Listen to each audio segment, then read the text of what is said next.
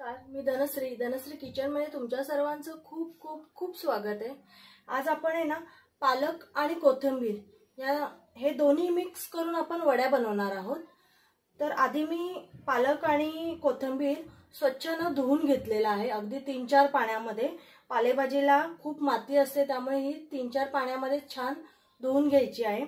आता आपण याला ना बारीक चिरून घेऊया आणि मग मी तुम्हाला साहित्य दाखवते मी काय काय घेतलंय ते। पालक आणि कोथिंबीर दोन्ही चिरून घेतलेला आहे, आता मी एकत्र करते।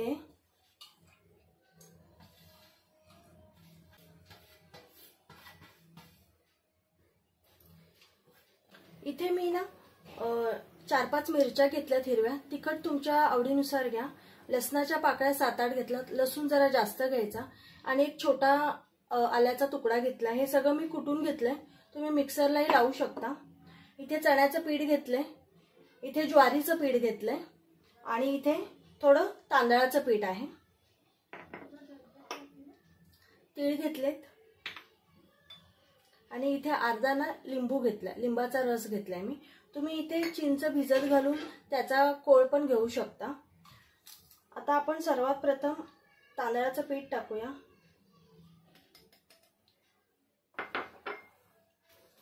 ज्वारीचं पीठ टाकायचंय आणि चण्याचं पीठ टाकायचं। इथे जर चण्याच्या पिठाने कोणाकोणाला ना त्रास होतो, तर इथे तुम्ही मुगाची डाळ आहे ना त्याचं पीठ घेतलं ना तरी चालेल। हे जर आपल्याला चण्याचं पीठ लागलं अजून तर आपण अजून टाकणार आहोत। आणि सेम जशी आपण चण्याची डाळ थोडी भाजतो आणि दळायला देतो ना गिरणीत, तसंच थोडी मुगाची डाळ भाजायची आणि दळायला द्यायची। तर ते पीठ पण तुम्ही इथे वापरू शकता। मुगाची डाळ पचायला हलकी आहे, त्यामुळे ती तुम्ही इथे वापरू शकता। आता इथे मी थोडे तीळ टाकते।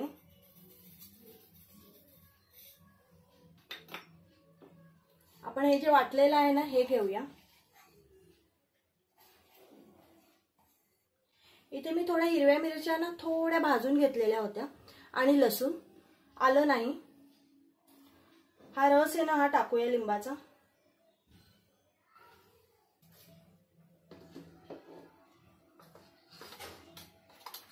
आता इथे थोडी हळद टाकणार आहे।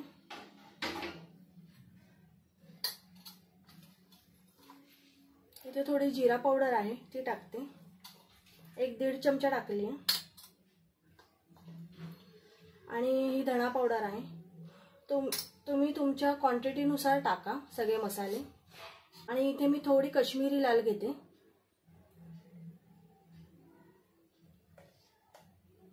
एक चमचाच घेतली मी। आणि इथे आता थोडा ओवा टाकूया आपण।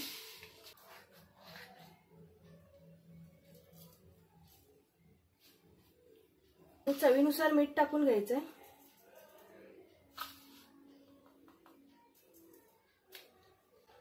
आधी पाण्याचा वापर नाही करायचा, कारण पालेभाजीला ना स्वतःचं एक पाणी असतं। तर आधी आपण हे असंच मळून घेऊया आणि नंतर लागेल तसं पाणी घेऊया। हे बघा असं छान आहे ना, हाताने असं मर्दून घ्यायचंय। पालेभाजीचं पाणी ना पूर्ण सुटतं, आपण मीठ वगैरे टाकलंय ना।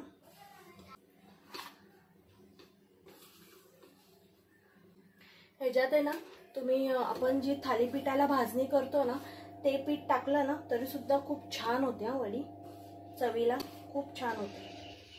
आता मी ना हे सगळं पीठ आहे ना हे करून घेतलंय, लावून घेतलंय। आता आपण आहे ना थोडं थोडं पाणी घेऊया आणि मळूया।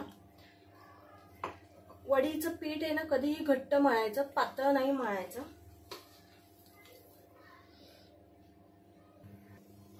इथे बघा आपलं पीठ आहे ना छान मळून झालंय घट्टसर।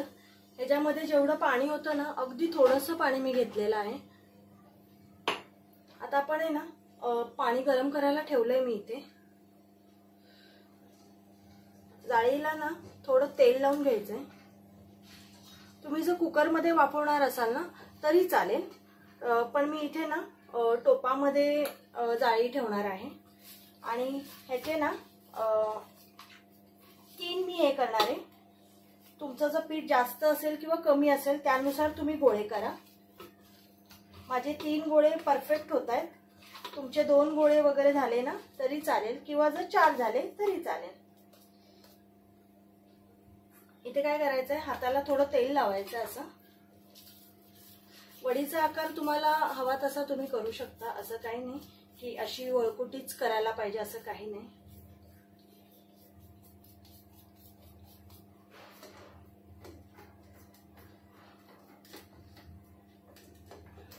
थोडी जागा जागा ठेवून ठेवायचं आहे, कारण की जेव्हा वडी शिजते ना तेव्हा ती जरा साईजने ह्याच्यापेक्षा मोठी होते.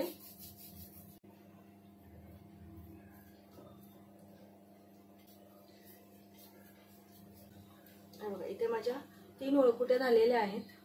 आता इथे ना आपण पहिले तीळ लावून घेऊया.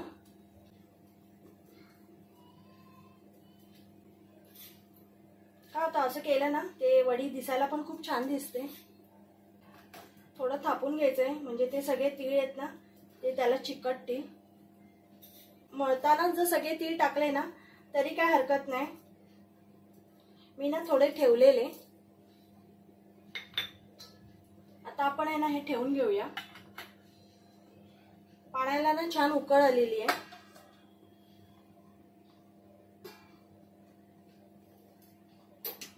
त्याच्यावर थोडं ना असं वजन ठेवूया म्हणजे आपली वाफ जाणार नाही कुठून. आणि 15 ते 20 मिनिटं आधी फास्ट गॅसवर 5 मिनिटं ठेवायचंय आणि नंतर गॅस कमी करून 15 ते 20 मिनिटं ठेवून घेऊया. आपले इथे ना 20 मिनिटं झालेली आहेत. मी गॅस बंद केलाय. आता हे थोडं ना थंड करून घेऊया आपण. इथे आपल्या वड्या ना छान गार झालेल्या आहेत. आता मी सगळ्या नाही तळणार आहे. मी एक हे घेते आणि तळते. आणि ह्या बाकीच्या तुम्ही फ्रीजमध्ये ठेवल्यात ना तर ते छान 3-4 दिवस मस्त राहतात त्या. आता आपण हे चिरून घेऊया. बारीक जाड तुम्हाला जसं आवडतं ना तशा त्या कापायच्या.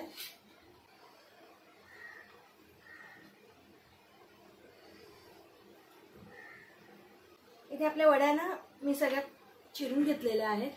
तेल तापायला ठेवलंय. तेल गरम झालं की आपण त्या तळून घेऊया. या वड्या जर तुम्ही कच्च्याच अशा खाल्ल्या ना नुसत्याच इतक्या सुंदर लागतात ना. मला तर ह्या जास्त करून अशाच आवडतात. तुम्ही मी आता डीप फ्राय करते. तुम्ही शॅलो फ्राय पण करू शकता. जशी आपण मच्छी अशी ठेवतो ना आणि थोडं थोडं तेल टाकतो तुम्ही तसंही करू शकता. तेल ना इथे छान गरम झालंय. आता आपण वड्या आहेत ना सोडून घेऊया.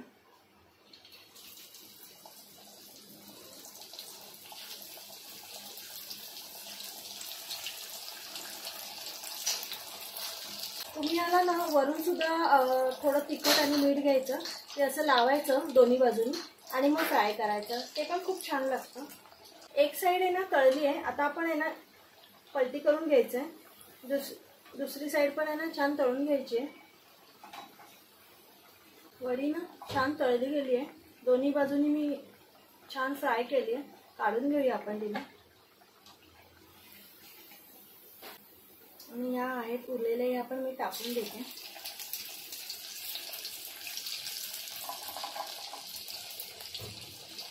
ते छान दिसत आहेत बघा. आणि तुम्हाला एक दाखवते. एकदम अशी कुरकुरीत झालेली आहे. हे बघा खूप छान झाल्यात. टेस्टी झाल्यात एकदम. तुम्ही या टोमॅटो सॉस चटणी किंवा कशाबरोबरही खाऊ शकता. मी इथे ग्रीन चटणी घेतलेली आहे. नक्की करून बघा. खूप छान होतात. मुलं तर आवडीने खातात. आणि व्हिडिओ आवडला असेल तर नक्की लाईक शेअर आणि सबस्क्राईब करा. आणि मला कमेंट करून सांगा की तुम्हाला वड्या कशा वाटल्या. बाय.